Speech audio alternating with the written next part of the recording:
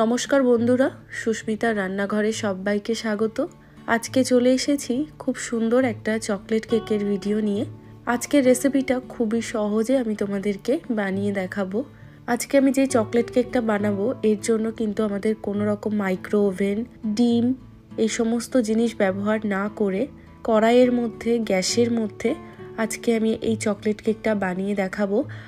আর এই চকলেট কেকটা যেই উপকরণগুলো দিয়ে বানাবো সব কিছুই আমাদের হাতের কাছেই থাকে। খুব সাধারণ কয়েকটা জিনিস দিয়ে কিন্তু এইরকম একটা সুন্দর দেখতে সুস্বাদু চকলেট কেক তোমরা বাড়িতে বানাতে পারবে, আর যেটা বাচ্চারাও কিন্তু খুব পছন্দ করে। তাহলে চলো আজকের চকলেট কেকের এই রেসিপিটা দেখে নেওয়া যাক। চকলেট কেক বানানোর জন্য আমাদের প্রথমে ব্যাটারটা তৈরি করব, কিন্তু তার আগেও যে কাজটা করে রাখবো সেটা হচ্ছে কড়াইটাকে প্রিহিট করার জন্য বসিয়ে দেব। গ্যাসের ফ্লেমটা এই সময় লো টু মিডিয়ামে রেখে 10 মিনিটের জন্য ঢাকা লাগিয়ে আমাদের কড়াইটাকে প্রিহিট করে নিতে হবে। কিন্তু আমি আজকে কড়াইয়ের মধ্যে দিয়ে দিয়েছি নুন। এই নুনটা আমি অনেকবার বেকিংয়ে ব্যবহার করেছি, মানে কেক বানানোর জন্য অনেকবার ব্যবহার করেছি, তাই জন্য নুনটা এরকম হয়ে গেছে।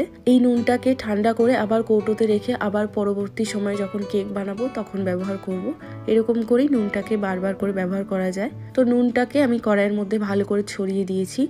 এটাকে প্রিহিট করে নিতে হবে আমাদের 10 মিনিটের জন্য। আর একটা কাজ যেটা আমরা করে রাখবো, সেটা যেই পাত্রতে আমরা কেকটা বানাবো সেই পাত্রটাকে আমাদের রেডি করে রাখতে হবে। তো এরকম কেক টিন যেগুলো কিনতে পাওয়া যায় মার্কেটে, সেগুলো অনেকের কাছেই হয়তো অ্যাভেলেবেল থাকে না। তো সেক্ষেত্রে এরকম সিলভারের বাটি, যেগুলো আমাদের সবার ঘরেই কিন্তু থাকে, সেই ধরনের কোনো সিলভারের বাটি তোমরা ব্যবহার করতে পারো। তো আমি আজকে এই বাটিতেই তোমাদেরকে কেক বানিয়ে দেখাবো।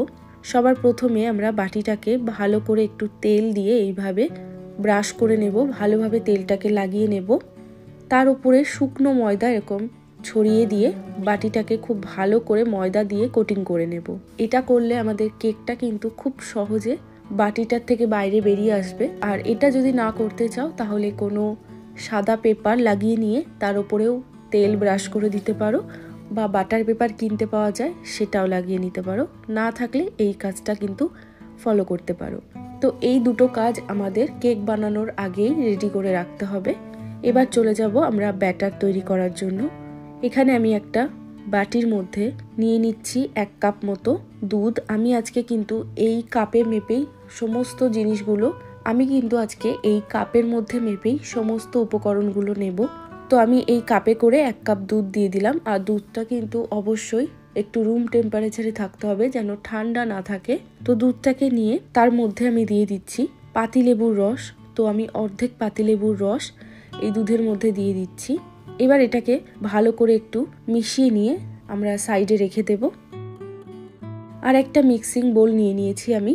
কেক বানানোর জন্য পাত্রটা অবশ্যই একটু বড় সাইজের নেবে, যাতে আমাদের ব্যাটারটা বানাতে সুবিধা হয়। তো এর মধ্যে আমি 1/2 কাপ মতো তেল দিয়ে দিলাম। এটা সাদা তেল আছে, কোনো রকম ফ্লেভার নেই তেলটার মধ্যে। তো এই কাপে মেপেই আমি 1/2 কাপ তেল দিয়ে দিলাম। তার সাথে দিয়ে দিলাম আমি 1 টেবিল চামচ মতো বাটার। তেল দিলে কেকটা কিন্তু আমাদের খুবই সফট হয়, আর বাটার দিলে কিন্তু কেকটা একটুখানি হার্ড হয়। তো আমি যেহেতু দুটো উপকরণই দিলাম, তাই জন্য কেকটা আমাদের একদম পারফেক্ট হবে। না খুব বেশি সফট হয়ে যাবে, না খুব বেশি হার্ড হবে, আর টেস্টটাও একটু ভালো আসবে। এবার এর মধ্যে আমি দিয়ে দিচ্ছি চিনি। আমি চিনিটাকে গুঁড়ো করে নিইনি, গোটা দানা চিনি আছে। তো আমি 1/2 কাপ চিনি দিয়ে দিলাম। কিন্তু চিনির মিষ্টিটা তোমরা তোমাদের ইচ্ছে মতো একটু বাড়িয়ে কমিয়ে নিতে পারো। যদি চাও আর একটু বেশি করে দিতে, সেটাও করা যেতে পারে। তো আমি একটু চিনিটা কমই দিলাম। এবার এটাকে খুব ভালো করে আমাদের ফেটাতে হবে।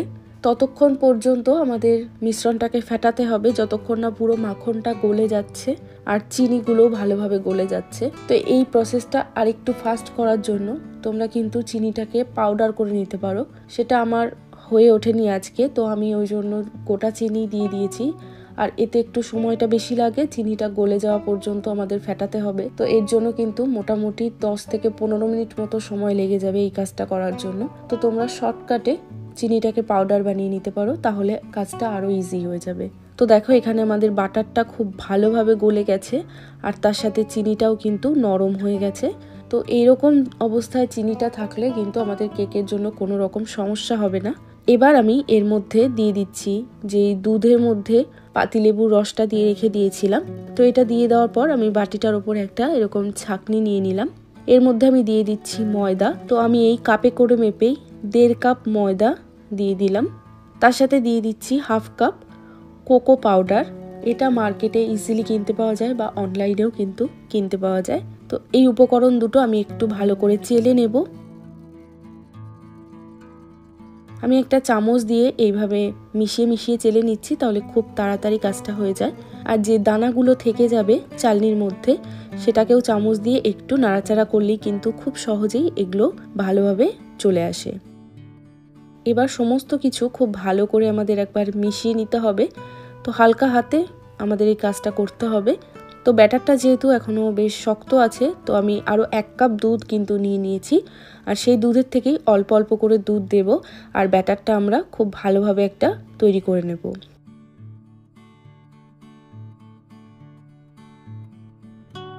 তো দেখো ব্যাটারের কনসিস্টেন্সিটা কিন্তু এখনও গাঢ় আছে, ঠিক আছে।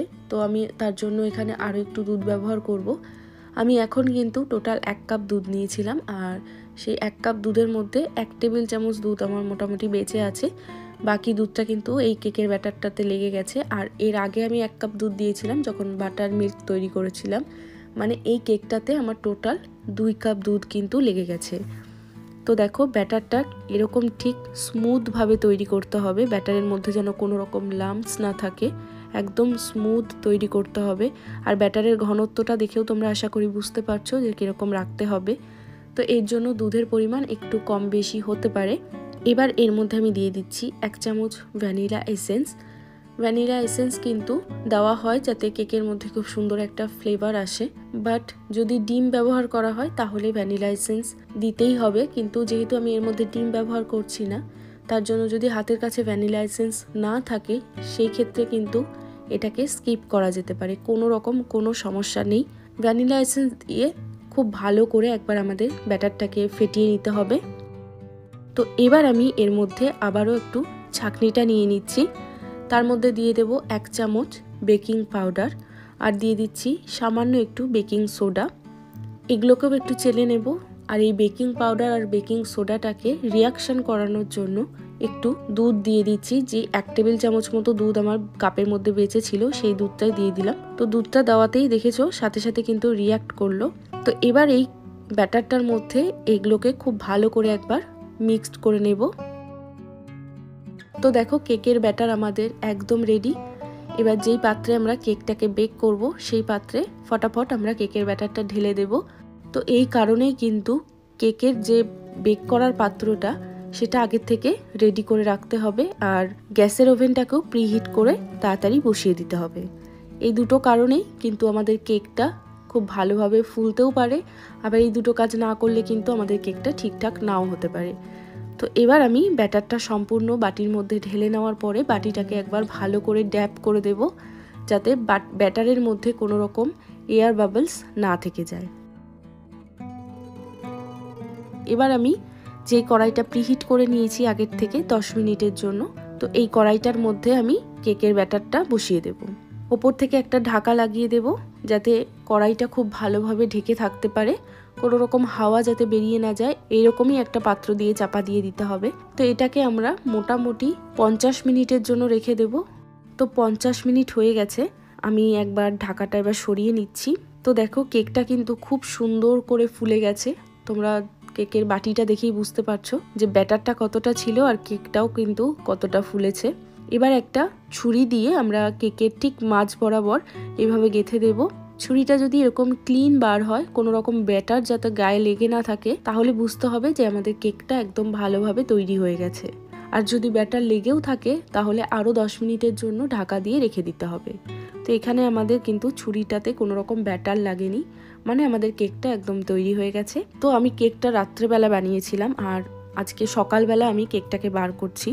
তো দেখো কেকটার চারিপাশটা দেখে বুঝতে পারছো যে বাটিটা কিন্তু অলরেডি ছেড়ে দিয়েছে কেকটা। তো তারপরেও আমি একটা এরকম ছুরি দিয়ে বাটিটার চারিপাশে একটু এরকমভাবে কেটে নেব, যাতে কেকটা খুব সহজেই আমাদের বেরিয়ে আসতে পারে। তো এরকম একটা ওপর থেকে প্লেট চাপা দিয়ে বাটিটাকে উল্টে দিতে হবে, আর একটুখানি বাটিটার পেছনে ড্যাব ড্যাব করলেই কিন্তু কেকটা খুব সহজেই বেরিয়ে আসবে।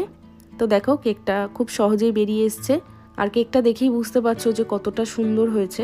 আরেকটা প্লেট এর উপরে চাপা দিয়ে কেকটাকে আমরা উল্টে নেব। তো দেখতেই পেলে কত সহজে চকলেট কেক তৈরি হয়ে গেল।